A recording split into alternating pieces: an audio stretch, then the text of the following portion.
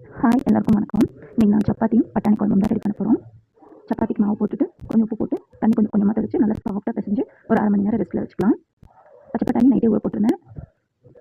மாவு பிசைஞ்சு எடுத்து வச்சு பச்சை பட்டாணி குக்கரில் வேக போட்டுக்கலாம். பச்சை பட்டாணி வேக போட்டுட்டு குழம்புக்கு தேவையான மசாலாலாம் வதக்கி அரைக்கணும். வெங்காயம், தக்காளி, பூண்டு, சோம்பெல்லாம் போட்டு வதக்கி வச்சுருக்கேன்.